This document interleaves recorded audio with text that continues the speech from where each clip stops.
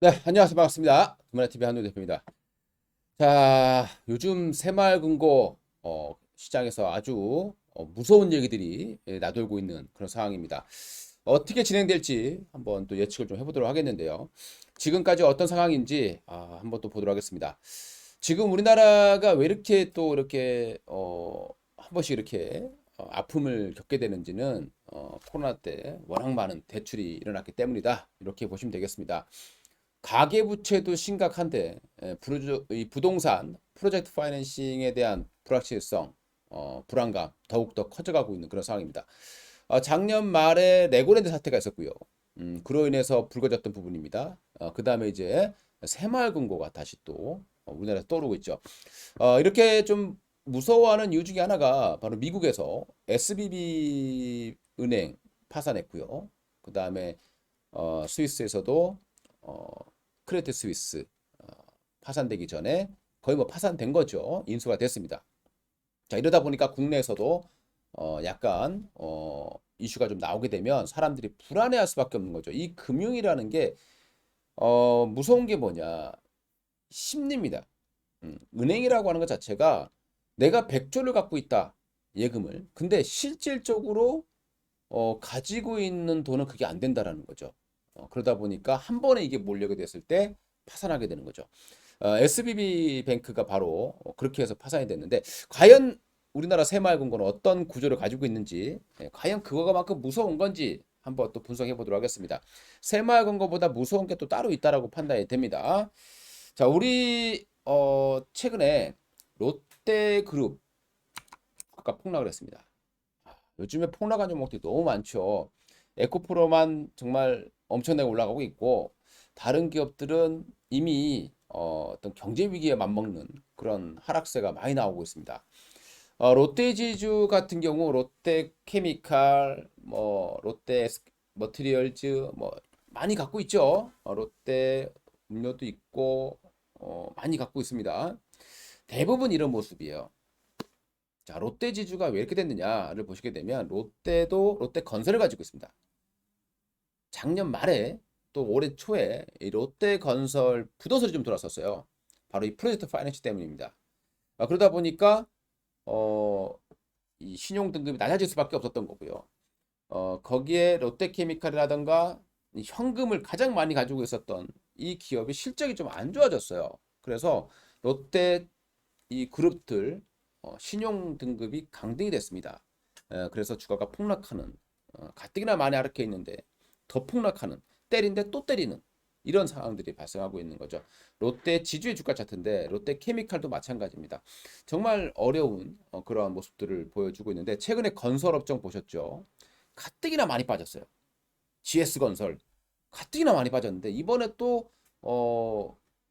부실 공사 때문에 하루 만에 또 20%가 폭락하는 그런 모습들이 보여졌고 건설주들 대부분이 어, 전저점을 깨고 다시 급락하는 이런 모습들이 나오고 있는 거죠. 쉽게 이 프로젝트 파이낸싱이 해결되지 않는다. 이게 왜 이렇게 되느냐? 뭐 최근에 뉴스 보니까 뭐 부동산은 가격이 반등하고 있다라는 내용이 나오고 있죠. 그런데 이거는 반등이라기 보기보다는 그동안에 뭐 반값에 폭락했다 부동산이 이거 자체가 실제 거래된 게 아니라는 거죠. 그러니까 지금은 어쨌든 고점 대비해서 떨어진 가격대에서 거래가 되고 있기 때문에 지금 이 가격이 거래 가격이라고 보시면 되는 거죠. 그래서 어, 지금은 반등이라기보다는 떨어진 가격이 거래되고 있다라고 표현하는 게 좀 더 맞다라고 판단이 됩니다. 자, 지금 은행 기업들이 지금 새마을금고도 그렇고 부실 문제가 심각해지면 어떻게 됩니까? 안 빌려줘요, 돈을. 그러면 기존의 부동산 업체들, 건설 업체들, 돈이 만기가 들어오게 되면 다시 채권을 발행해서 또는 돈을 빌려서 갚아야 되죠. 근데 돈을 안 빌려줍니다. 그래서 건설주들이 굉장히 힘든 그런 상황을 발생하고 있다고 보시면 되겠습니다. 자, 요즘에 이제 새마을금고에 대한 이슈 한번 뉴스 몇 개 보겠습니다. 워낙 지금 정부에 심각하다 보니까 지금 나서고 있죠. 원천 차단하기 위한 모습들이 좀 보이고 있는데 원금을 100% 보장해준다. 뭐 이런 얘기들이 있습니다. 뭐 지금 우리가 이제 5천만 원까지인데요. 이걸 더 높은 가격도 보호해준다. 뭐 이런 얘기 나오고 있습니다. 최근에 미국이 SBB 사태를 잠깐 틀어막았던 것이 정부에서 다 어느 정도 보증을 해줬기 때문이다라고 보시면 되겠고, 새마을 우리나라도 이제 그렇게 정부 돈을 투입한다라는 내용이 나오고 있습니다. 이것 자체가 또 논란이 될 수 있는 부분이고요. 중도해지 시에 예적금을 재해치하면 비과세 유지한다. 이게 무슨 얘기야? 왜 이런 얘기가 나왔냐를 보게 되면요. 새마을금고는 이자율이 좀 높죠. 다른 데 비해서. 그래서 적금 또는 예금을 많이 들고 있습니다. 특히 예금. 이거를 찾아한다고 했을 때 사람들은 어떻게 됩니까? 이자 손실을 보겠죠. 빨리 찾았을 때는. 그래서 만약에 찾았다고 하더라도 다시 새마을금고에 들어온다라고 하면 그 역시 마찬가지로 비과세를 유지해 주겠다는 겁니다. 원래는 안 되는 건데 뺐다가 다시 넣으면 처음부터 다시 해야 되는데 이거를 그대로 유지해 주겠다라는 내용입니다. 그래서 그만큼 새마을금고에 돈을 빠져나갔던 사람들도 다시 들어오게끔 만들겠다라는 얘기가 되겠죠. 그러니까 지금은 겁이 나서 빠져나갔지만 조금 안정된다고 했을 때는 사람들이 다시 돈을 낼 수 있게끔 그런 목표라고 보시면 되겠고요. 그리고 안심하시고 새마을금고 이용하세요. 행정안전부 이렇게 얘기를 하고 있습니다. 이게 참 웃긴 게요. 남들이 봐도 그냥 안정적이에요. 그런데 정부에서 이렇게 너무 또 계속 강조를 하게 되면 뭐가 안 좋은 건가? 이렇게 생각한다는 거죠. 오히려 반대로요. 우리 SBB도 마찬가지고 스위스의 크레디트 스위스 역시 마찬가지로 이 내부에서 특히 크레디트 스위스 같은 경우는 그 내부에서 회장이 우리 괜찮다 이렇게 오히려 단독했던 것이 밖으로 새어나간 거예요. 그래서 사람들이 이거 뭔가 이상한 거 아니냐? 그래서 이렇게 뱅크런이 발생했던 부분이 있습니다. 지금 정부에서 또 계속해서 안심하고 하라고 하는데 우리가 이제 정부의 말을 무조건 믿을 수는 없는 거잖아요, 그죠? 그러니까 사람 심리는 그런 겁니다. 오히려 이렇게 하니까 더 불안해질 수 있다라는 거죠. 자, 그리고 해제하러 왔는데 각서 써주겠다. 새마을금고에서 벌어진 난리통이다라고 나오고 있습니다. 일부 지역, 특히 남양주라든가 이쪽에는 살짝 뱅크런 징후들도 포착이 됐다라는 내용이 나오고 있는 그런 상황입니다.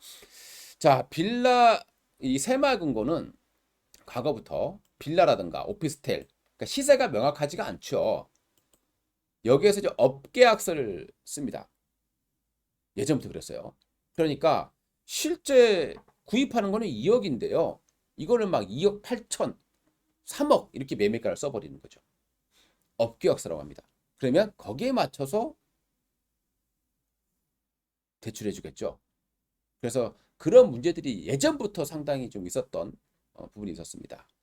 그래서 여기에 대한 취약성이 좀 있다고 봐야 될 것 같고요. 최근 새마을금고의 연체율이 6.18%로 나왔습니다. 고점 대비해서는 살짝 줄었어요.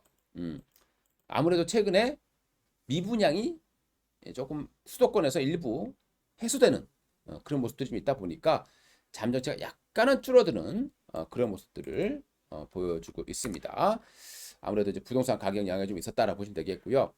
자, 그다음에 이제 그 부동산 PF에 대한 부분인데 지금 PF 대출 잔액이 가장 많은 쪽이 은행이에요. 은행이고 그다음에 이제 여신은 아무래도 이제 저축은행 쪽이 되겠고요.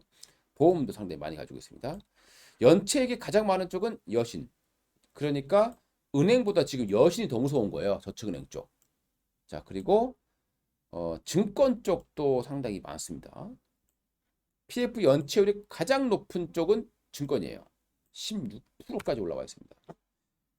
얼마 전부터 올해 초반부터 이 얘기들이 계속해서 나왔던 얘기들이 이런 지표 때문이다 라고 보시면 되겠고요. 지금 새마을금고 같은 경우에 6.18%인데요. 1금융권 대비해서는 16배 정도 높은 수치라고 보시면 되겠고요. 농협, 수협, 신협 이쪽의 평균 연체율이 한 2.4%인데 새마을금고가 3배 정도 높다. 이렇게 이해를 하시면 되겠고요. 그다음에 이제 부동산 대출 중에서도 기업 대출 연체율, 기업의 대출해 준 거, 요게 한 9.6% 정도 나온다라고 하고요. 새마을금고가 전체 대출이 한 210조, 그 중에서 절반 정도가 기업 대출이고, 이 기업 대출 대부분이 부동산의 대출입니다. 대략 한 56조 정도로 폭증해 있는 그런 상황으로 보시면 될 것 같고요. 그 다음에 이제 이 새마을금고의 개별적인 마을금고끼리 이제 연합을 해서 빌려주는 경우가 있습니다. 그러니까 이제 각자 다른 법인들인데요. 새마을금고는 그러니까 굉장히 좀 복잡해요. 이 새마을금고는 조건만 본다라면 설립 조건만 본다라면 그렇게 어렵지는 않습니다만은 정부에서 허가를 안 내주죠.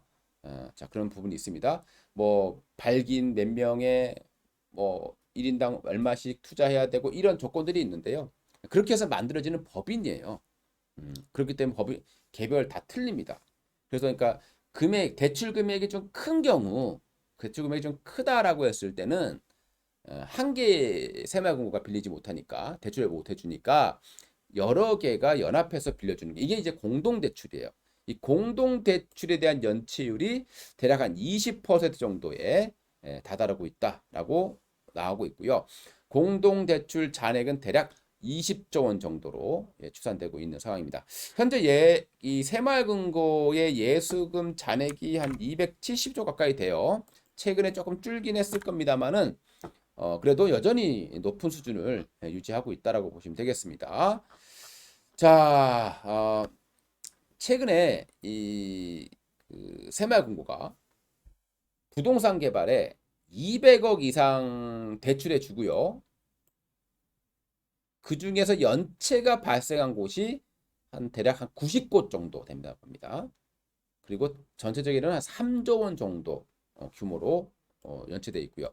다만 이 연체되어 있다고 하더라도 해소될 수 있는 물건이 상당히 많이 있다라는 거예요. 그러니까 실질적으로 정말 이 위기가 되는 부분은 아니다라고 좀 봐야 될 것 같습니다. 특히 연체 우려가 높은 지역은 서울 쪽 이런 쪽보다는 뭐 대구라든가 뭐 남양주, 그러니까 최근에 부동산 가격이 많이 폭락해서 건설을 하지 못했던 그런 지역에 많이 집중이 되어 있습니다. 자, 우리가 그러면 새마을금고라는 거에 대한 구조를 한번 알아봐야 돼요. 역사도 보겠습니다. 이 새마을금고는 1963년도에 생겼어요. 뭐 대략적으로 5개의 협동조합으로 출발을 했습니다. 그 이후에 한신평 신용정보 인수했고, 그리고 보험회사 최근에 새마을금고 MG 보험 많이 나오죠. 이게 이제 그린화재보험을 인수해서 하게 되는 거다라고 보시면 되겠고요. 고객 수는 대략 2,200만 명, 그리고 대략 한 3,200개 정도의 지역 금고를 가지고 있다라고 보시면 되겠고요. 우리나라의 그 정부는 IMF가 터진 이후에 새마을금고 신규 설립을 현재 이미 극도로 제한하고 있는 상황이었어요. 그리고 2000년대 이후부터는 이미 정부가 이 새마을금고 통폐합을 통해서 정포수를 축소하고 있는 추세였다라는 겁니다. 신규로 발급된 곳이 몇 개 없었다라는 거예요. 뭐 송도라든가 이쪽에 몇 개 지역을 제외하고 나면요.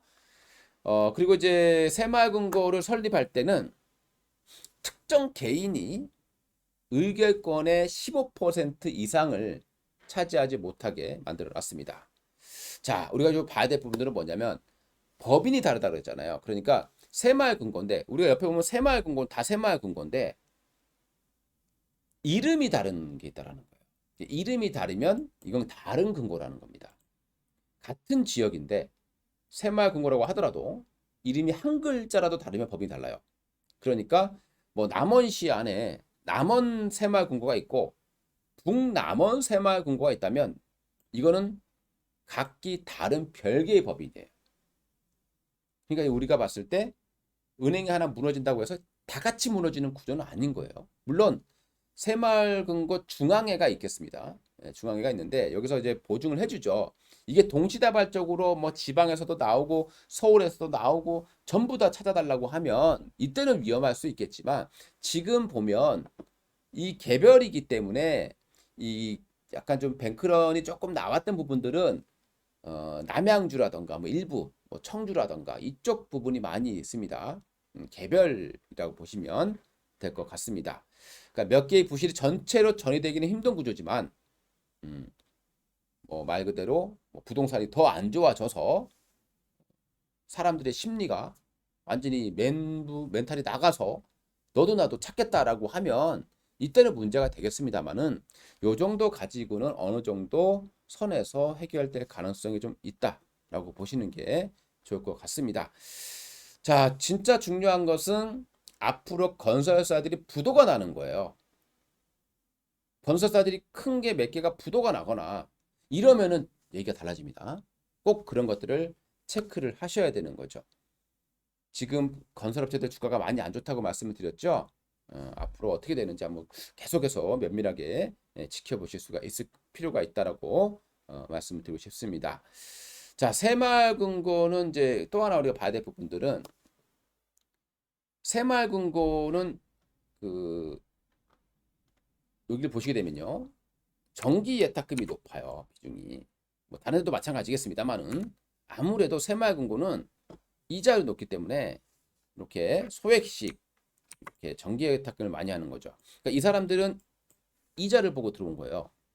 근데 와 내가 지금 이 만약에 조기 해지했을 경우에는 뭐 이자를 많이 손해를 감수해야 되잖아요. 사람들이 그것까지 손해를 감수하면서 찾아 나가겠느냐? 그런 거는 아니지 않느냐? 이렇게 좀 생각이 됩니다. 근데 앞으로 정부는 부실한 가뜩이나 지금 2000년대부터 이 새마을금고 금고의 통폐합을 추진해 왔는데 이걸 기회 삼아서요 부실한 이런 지점 금고에 대해서 지점이라보다는 금고에 대해서 뭐 책임을 추궁하고 해임을 하고 뭐 이렇게 하겠죠. 그리고 나서 그런 금고들을 통폐합하는 이런 작업이 이루어질 가능성이 높다. 이렇게 우리가 좀 지켜봐야 될 것 같습니다. 지금 이 값어치의 손익계산서지만 실적은 여전히 뭐 괜찮게 나오고 있습니다. 물론 6개월이 지난 지금은 실적이 좀 많이 안 좋아질 수 있겠죠. 요거 부실 채권 처리하고 충당금 쌓고 하다 보면 새마을금고의 실적은 뭐 안 좋아질 수 있겠지만 지금 당장 우리가 뱅크런에 나와서 내가 만약 예금이 있는데요.